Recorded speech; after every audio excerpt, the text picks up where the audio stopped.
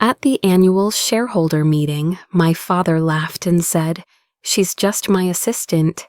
Cameras clicked, people chuckled, and I stood there, holding the presentation I had built, slide by slide, for the last 6 months. My fingers clenched the USB in my pocket. They didn't know I had proof of every lie, every betrayal, every stolen opportunity. I had waited years for this moment. I wasn't his assistant. I was the architect of everything. And when the board stood to vote, I didn't flinch, because they were about to find out exactly who I was and what I had done in the dark. I grew up with 2 kinds of silence, the kind that blankets you in safety and the kind that buries you alive. Ours was the latter. At home, silence meant obedience. Silence meant staying useful, not visible. I was useful, always, and never visible.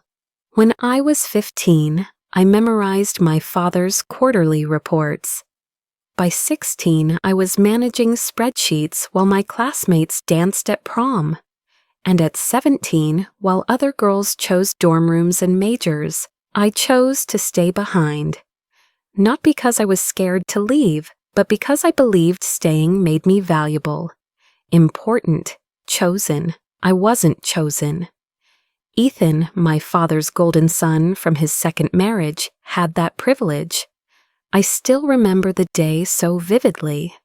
I was in the conference room, bent over my laptop, finalizing a pitch deck that could save the company's biggest deal that year. Through the glass wall, I saw them, my father and Ethan, laughing on the golf cart outside, dressed in matching polos. I hadn't slept in 36 hours. My father walked by, glanced in, then said without stopping, "Don't ask questions. You're the older one. Just handle it." That was my role, to handle everything, and I did, until the weight of it nearly broke me.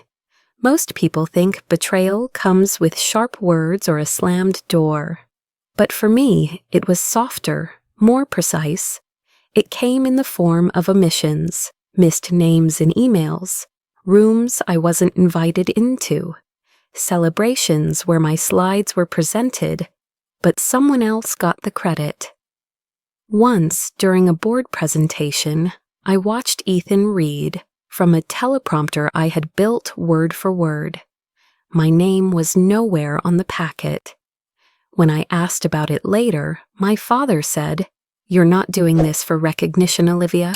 You're doing it for family." Family. That word was a chain. Stanford had offered me a full ride. I turned it down. "We need you here," my father had said. "This company's survival depends on loyalty. You're loyal, right?" So I stayed, built teams, negotiated contracts, put out fires Ethan had started, trained his staff when he got promoted, created backup plans for every one of his missteps. I kept thinking, if I do enough, if I give enough, maybe someday he'll say, "I couldn't have done it without you." He never did. One night, years later, I found myself in the office past midnight. The only light was from my screen, blank, blinking. I stared at it, numb. The kind of numbness that comes not from pain, but from the realization that your pain doesn't matter. I covered my mouth as the tears came, silent, unannounced. There was no one there to see them anyway. That same week, while organizing archived folders, I found something I wasn't meant to see. It was a faded envelope tucked in the back of an old cabinet, labeled Personal Margaret. My mother. She had died when I was 12, quiet, sick, forgotten in the story my father told later. I slit the envelope carefully. Inside was a letter, dated 6 months before she passed. "Olivia, if you're reading this, then your father has made his choice." I sat back, the words punching the breath out of me. "He will tell you loyalty is love, that silence is strength. But know this, my girl, you were always meant to be more than his shadow." The paper shook in my hands. For the first time in years, I felt my mother's voice again. And for the first time, I questioned everything I'd given him. A few days later, something even more brutal landed in my inbox. It was an internal email thread forwarded accidentally by a junior executive. At first glance, it seemed like a mundane scheduling chain, but my eyes caught a line near the bottom, highlighted in bold red. Do not include Olivia in this. The decision has already been finalized with Ethan. Decision? About what? I scrolled up, faster, breath caught in my throat. There it was, a full plan to restructure the executive hierarchy. The CEO position, long rumored to be opening, was being offered to Ethan. My name wasn't mentioned, not even as a candidate.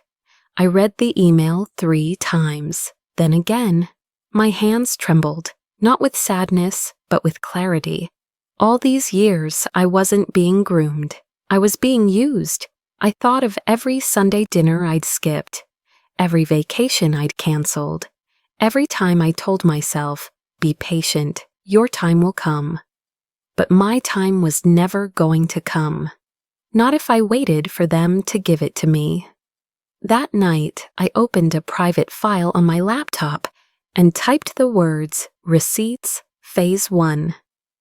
I wasn't sure yet what my plan would look like, but I knew one thing for certain. Loyalty had been a leash, and I was done wearing it. The boardroom was polished to perfection. Crystal water glasses, oak-paneled walls, and a projection screen waiting silently like a curtain before a cruel play. I sat at the long mahogany table, third seat from the head. My father stood confidently at the front, sleeves rolled just enough to seem informal, rehearsed just enough to seem sincere. He was talking numbers, growth rates, market penetration, some buzzword-heavy fluff I had written myself. Then he paused, smiled faintly, and said, "And now a quick thanks to Olivia, my assistant. She's been helpful."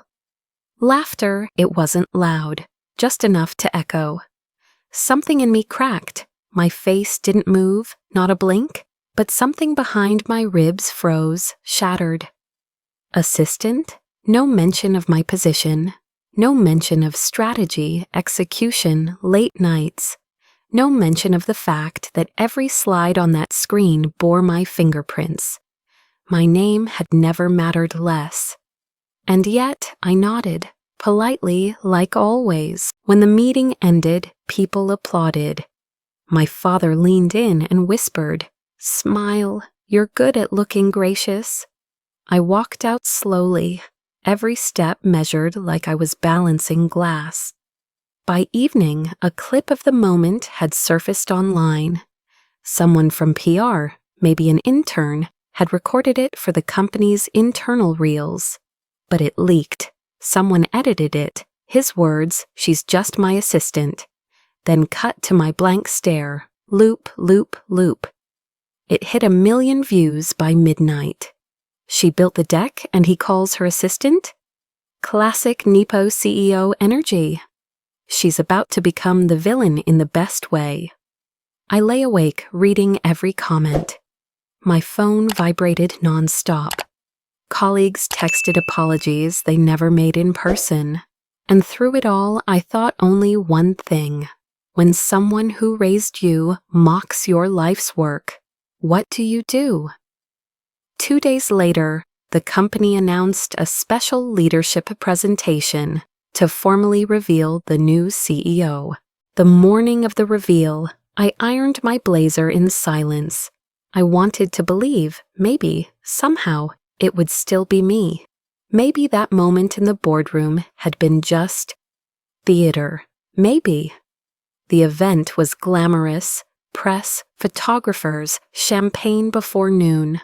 My father took the stage with Ethan beside him, his hand proudly on the younger man's shoulder.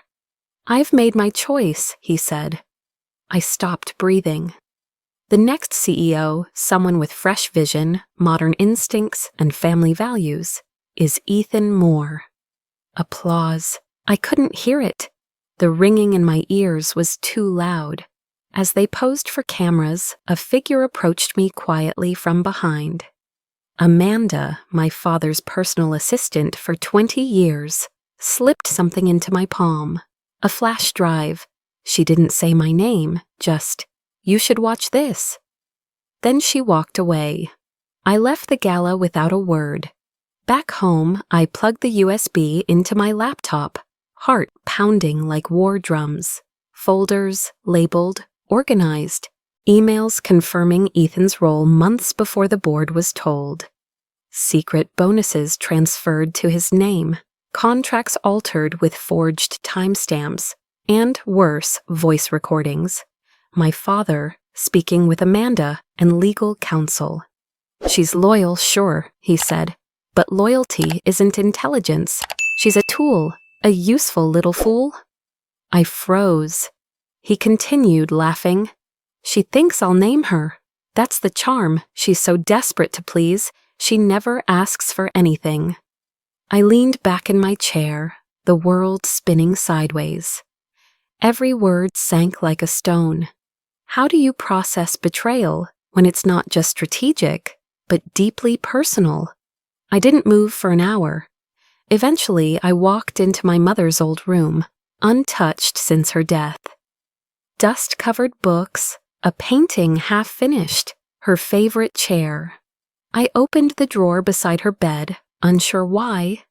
There it was, an envelope, addressed to me. Inside, her will, dated, signed, notarized. In it, she bequeathed her personal assets, shares, and trust fund entirely to me. If I could prove that my exclusion from the company's leadership was due to prejudice or manipulation, it was never about the money, it was about principle. She knew this would happen. I sat on the floor for a long time, the paper trembling in my hands. I saw it all clearly now. My role wasn't to be loyal. It was to survive long enough to fight back. I reached for my phone, typed in a number I hadn't dialed in years. A voice answered. "Hello?" "I need a lawyer," I said, "and a strategy. The first thing I learned about revenge was this: you don't rush it. It doesn't come in shouts or slaps or broken glass. It comes in files, in folders, in timelines, in whispers between people who still believe truth matters." I began quietly, downloaded server backups from the cloud, cross-referenced timestamps between Ethan's contracts and the real financial logs I kept archived on a hidden drive. Requested surveillance footage under the pretense of an internal audit. And when people asked why, I smiled, said it was routine. Nothing about me looked dangerous. That was my advantage. Then came the messages. Amanda, the same woman who handed me the USB, forwarded dozens of emails. She didn't ask for anything in return, just sent a note. Do what he never let me do. They were damning, full of manipulations, withheld minutes, edited board transcripts. A blueprint of how my father had rewritten history, one redaction at a time. And then, something unexpected. Julia Tran, a senior executive assistant who had vanished from the company a few years earlier, reached out. She asked to meet in person. We sat across from each other in a small cafe just off 7th Avenue. She wore sunglasses indoors. Her voice didn't shake, but her hands did. "I was pregnant," she said. 3 months in, he said it would complicate optics, that it would threaten his image of control. So he gave me 2 options, resign or erase it. I didn't speak. I let her finish. I chose the third. I disappeared, but I kept everything, notes, audio, wire transfers. If you're really doing this, I'll help. Justice always demands something from you: patience, pain, time. Julia gave me her pain. I gave her my time. We scanned every file, every signature, cross-referenced names, built a map of exploitation disguised as leadership. The more I uncovered, the more I asked myself, if justice comes late, is it still worth it? One night, I received a message from an encrypted number.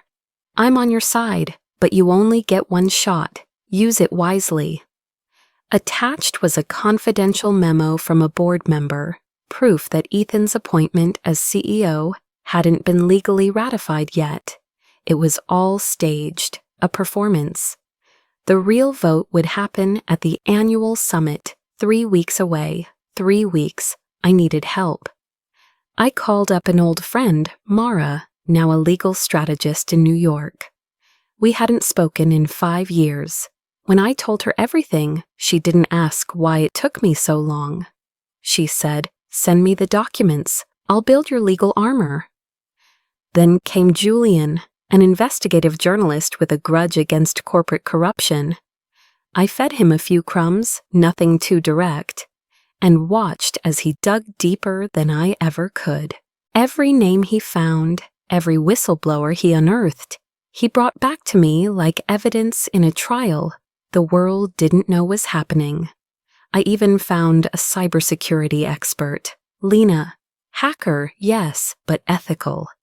She'd worked for firms exposing cartel money laundering. "This'll be easy," she smirked, cracking into mirrored email servers to retrieve deleted threads. Together, we became a team in the shadows. Our codename, Eclipse. Because what was once hidden was about to block out the sun.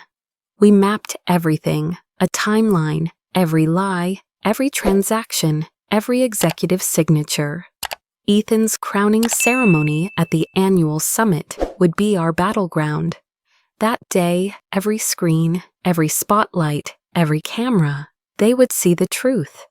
But amidst the data dumps and strategy sessions, something strange happened.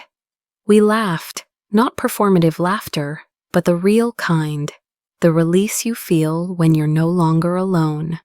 One night, after 10 hours of drafting affidavits, we ordered Chinese takeout. Mara played music from college. Julian mimicked my father's voice with dramatic flair.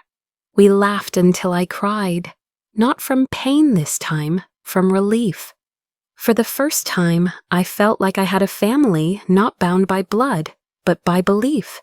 That same night, I received a message from Ethan. "I know it's wrong, all of it, but you don't understand what he's capable of. Please, Olivia, be careful." No threats, just fear. That was worse. I didn't respond. But as I stared at his message, a notification popped up on Lena's screen. She frowned. "That's not us." "What do you mean?" I asked. "There's another signal. Someone's been mirroring our file sync, watching everything." I froze. There was a third player in this game, and they were already inside. The annual summit wasn't just a meeting, it was a spectacle. Cameras were already rolling as executives filed in, each greeted by polished hosts, branded welcome drinks, and banners bearing the words, "Future Forward, a New Era." Every screen displayed Ethan's smiling face. He stood tall near the stage, perfectly styled, shaking hands like a president-elect. My father hovered beside him like a king preparing his heir. I was nowhere on the official program, just a name in the guest list. Special aid to executive management. But I wasn't here for the program. The ballroom was full. Over 300 guests, press, board members, stakeholders. The live stream had been shared across the company's social platforms, already pulling thousands of live viewers. I stepped inside just as my father took the podium. "Today," he began, voice full of manufactured warmth, "we celebrate the future, a future led by someone who embodies our values, loyalty, vision, and family." He gestured to Ethan, Applause rose, cameras zoomed in, and now I proudly present. "Excuse me, Father," I said, stepping forward.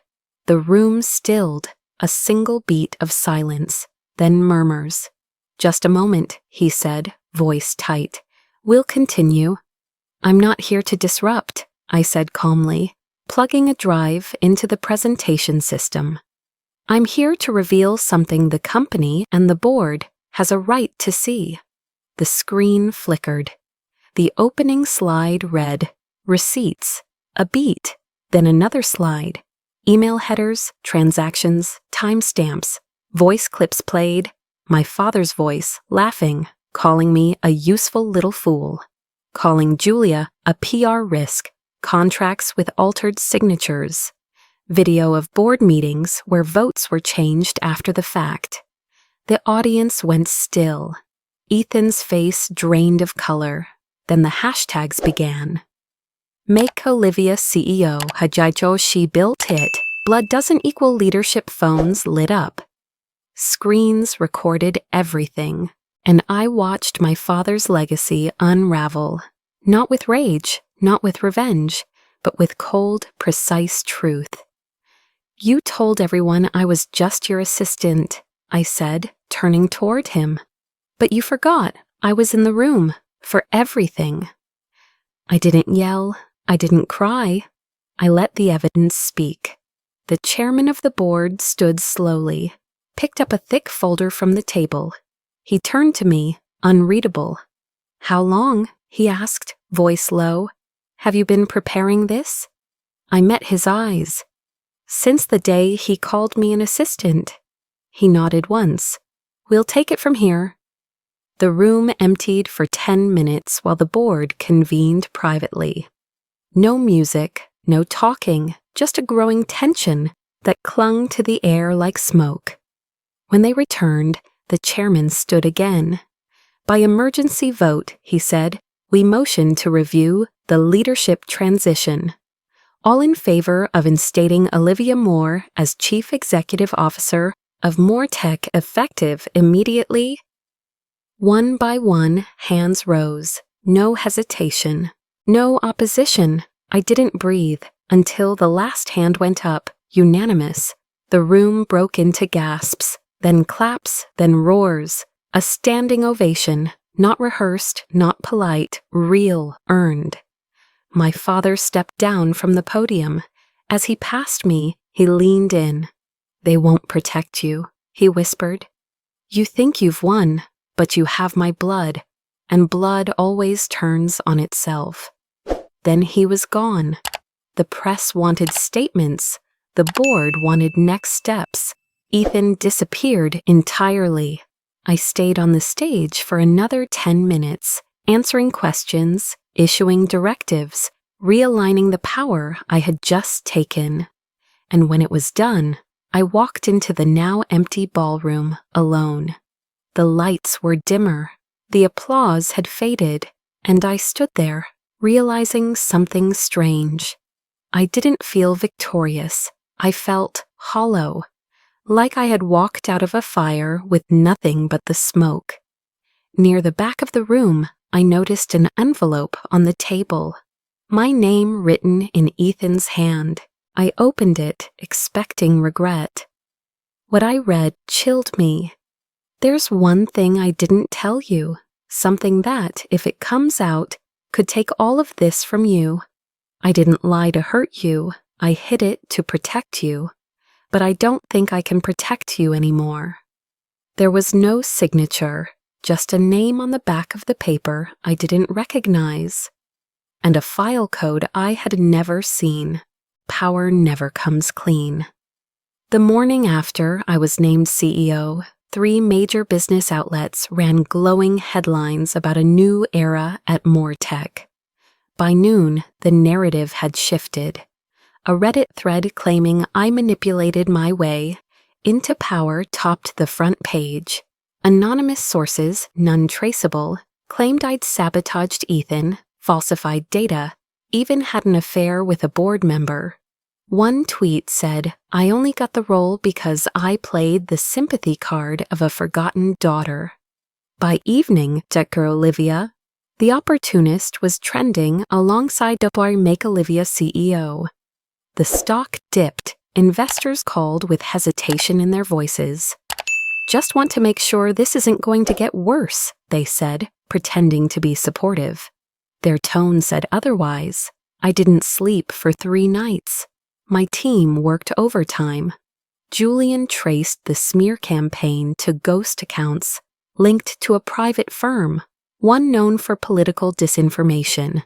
The client name was masked behind 3 shell corporations, but the trail led, unmistakably, to a familiar signature on the authorization document. My father's. It wasn't over, not even close. He wanted to see how far I could rise, so he could enjoy watching the fall. I met with the board again, showed them the evidence. They believed me, but belief doesn't stop rumors. Not in a world where perception often outweighs truth.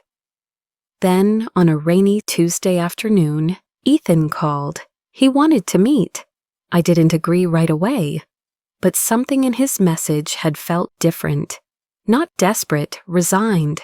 We sat in the quiet corner of an old library, away from cameras and judgment. I lied, he said. I knew everything from the start. The plan, the falsified documents. I signed off on it. My chest tightened. I didn't know it would go this far. He said it was temporary, that it was just to keep the board stable. Then when the vote came in your favor, he lost it. Ethan slid a folder across the table. Inside, proof of the disinformation payments, internal memos, audio of my father orchestrating the smear. I'll testify, Ethan said. I'll say everything, just don't destroy him. The irony stung. My whole life had been about not destroying my father, even when he destroyed me. You're asking for mercy, I said, after watching me burn. I'm asking you to be better than him, Ethan whispered. His words stayed with me long after he left. That night, I looked at my mother's will again. Her final note, power means nothing unless it heals more than it harms. So I chose court. The trial was quiet at first, corporate litigation often is. But when my father arrived, cameras flanked the courthouse. He wore a charcoal suit, no tie. The man who once told me, optics are everything, now looked like someone with nothing left to polish. On the stand, I spoke plainly. I didn't dramatize. I didn't retaliate. I let the facts stand taller than my anger. Emails, transactions, testimonies. And then, finally, I was asked, what would you say to your father today, if given the chance? I turned toward him. You told me I was a shadow, that my loyalty made me weak. But look around. What's left of you without me? What power do you have when the lights are on?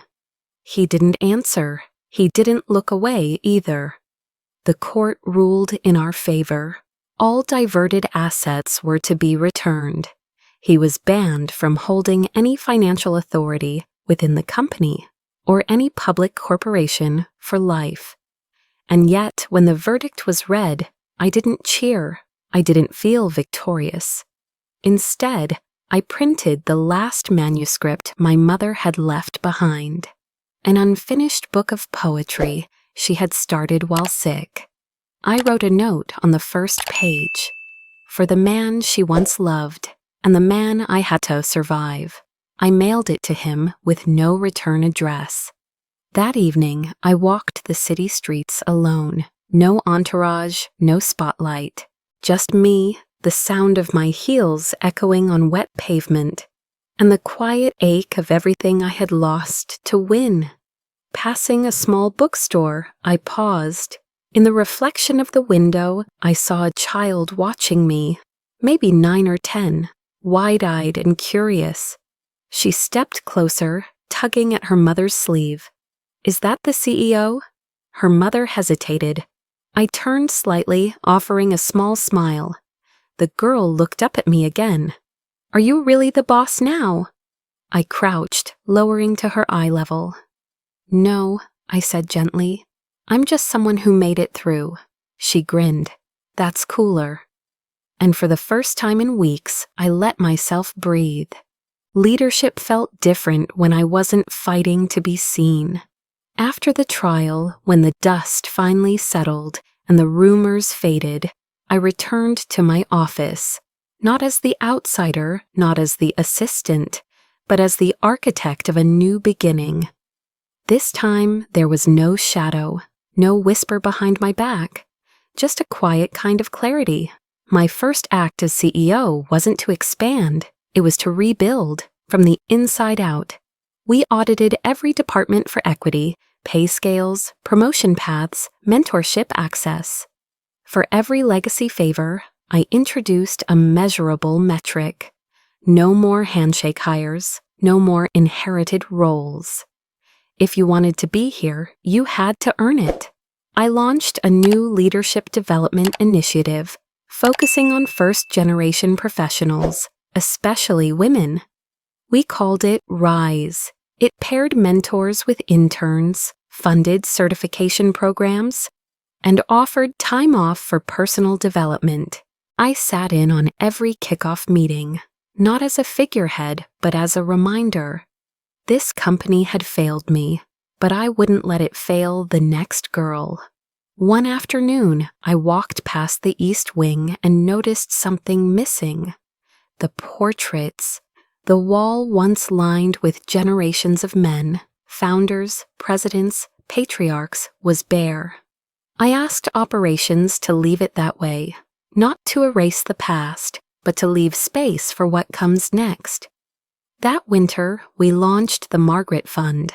Named after my mother, it provided emergency grants, legal aid, and shelter relocation for women facing financial abuse.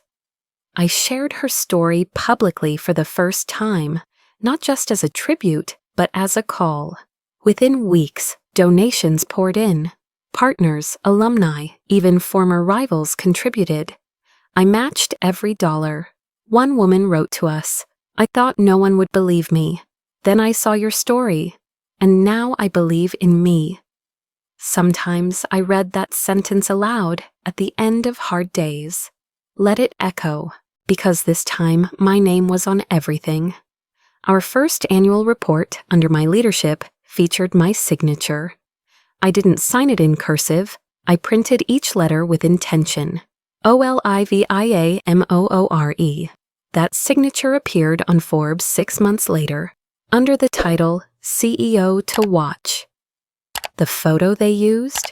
Me in the boardroom, sleeves rolled up, surrounded by my team, not staged, not styled, just real. 1 year passed faster than I expected. I had been asked to speak at dozens of events, but I only accepted one, TEDx. I wanted to tell the story, not just mine, but the story of every woman who had been told to wait, to support, to serve. The auditorium was full, the lights warm. I stepped onto the red circle with no cue cards. I didn't cry, I didn't raise my voice, I told the truth. How I built someone else's dream, how I was erased from it, and how I rewrote it into something that finally looked like me. I ended with this. Power given can be taken. Power created becomes legacy. The audience rose before I even stepped back. Within days, the video went viral, millions of views, translations in 5 languages. Not because it was flashy, but because it was honest. People recognized themselves in it. And that was all I ever wanted, for people to see they weren't alone. A week later, Ethan reached out. He asked to visit, not for himself, but for someone else. He arrived quietly, no press, no entourage.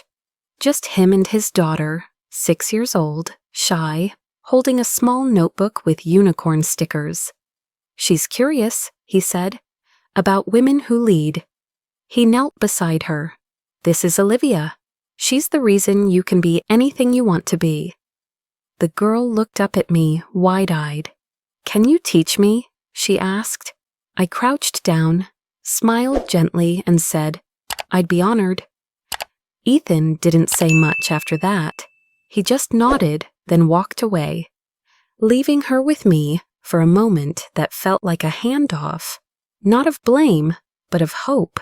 Later that evening, I returned to my office alone, sat at the edge of my desk, stared at the city lights beyond the glass, and I turned on the camera one last time.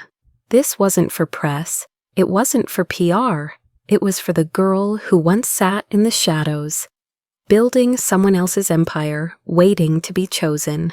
I looked into the lens, didn't smile, didn't blink, and said, I wasn't just his assistant, I was the architect. I wasn't given power, I built it, from silence, from betrayal, from ashes. Then I turned the camera off and walked into the legacy I chose.